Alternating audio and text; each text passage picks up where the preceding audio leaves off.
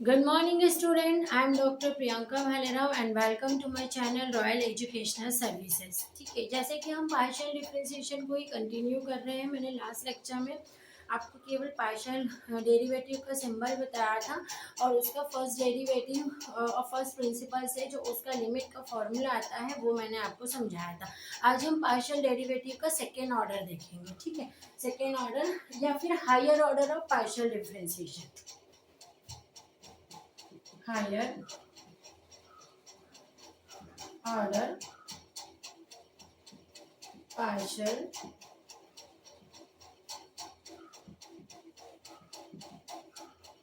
Differentiation. Higher order partial differentiation का मतलब होता है जो फर्स्ट ऑर्डर आपने निकाला है उसको हम दूसरी बार जब डिफरेंशिएट करते हैं तो सेकेंड ऑर्डर आता है, जिससे कि हमारा first order differentiation del f by del x है। ठीक है, अब यदि मैंने इसका सेकेंड ऑर्डर निकाला मतलब इसको दूसरी बार में डिफरेंशिएट कर रही हूँ तो ये हो जाएगा डेल स्क्वायर एफ अपॉन में डेल एक्स स्क्वायर। ठीक है, अब ये मैंने उसी del f by del x को एक्स के रिस्पेक्ट में वापस से डिफरेंशिएट कर दिया तो ये हो गया उसका सेकेंड ऑर्डर डिफरेंशिएशन। इसको आप इस तरह से भी लिख सकते हैं F x x.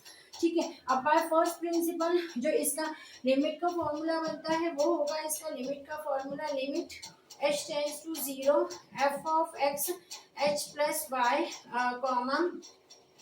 Comma y minus f of x x comma y upon में आपका हो जाएगा ये h। ये है इसका लिमिट का formula second order partial differential equation. जब आप फर्स्ट ऑर्डर को ही x के रिस्पेक्ट में वापस डिफरेंशिएट करेंगे, है ना, मतलब इसको कैसे लिखते हैं आप डेल अपॉन में del x del f upon में del x.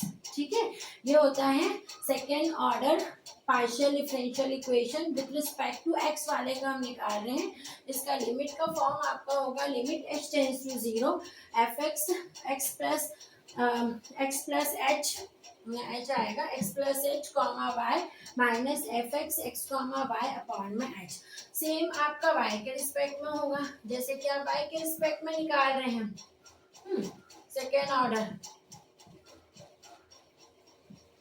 Del f upon में डेल वाई। ठीक है, आपने वाई के रिस्पेक्ट में आपके पास फर्स्ट ऑर्डर है उसको वापस वाई के रिस्पेक्ट में डिफरेंशिएट कर दिया मतलब आपने एफ वाई वाई आपने निकाला second order partial differentiation with respect to y, है ना।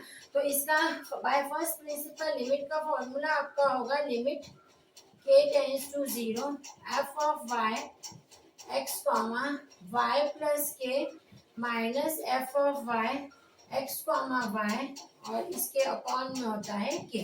ठीक है, तो ये आपके second order partial differential equation है, उसके सिंबल मैंने आपको बताए हैं और उसका लिमिट का जो फॉर्मूला है वही बताया।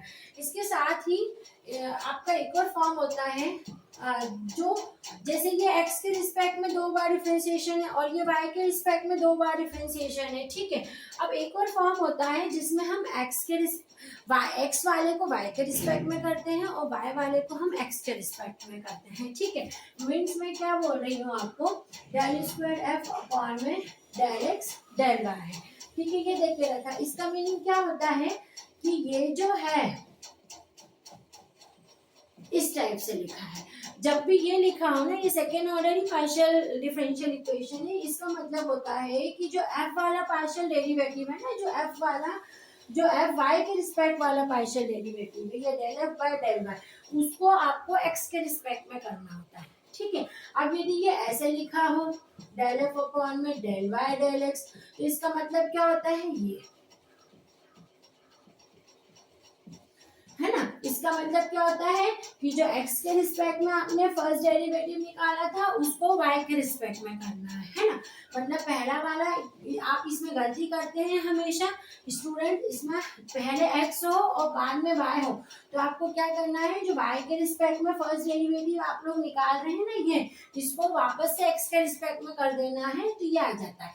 और यदि पहले y हो वो बाद में x हो, ठीक है, तो आपको क्या करना है कि जो x के रिस्पेक्ट में पार्शियल डेरिवेटिव आपने निकाला है उसको वापस से y के रिस्पेक्ट में डिफरेंशिएट करना। और ये जो दोनों डिफरेंशिएशन है डेल एफ अपॉन में डेल एक्स डेल वाई और डेल स्क्वायर एफ अपॉन में डेल वाई डेल एक्स ये हमेशा इक्वल आता है। ठीक है।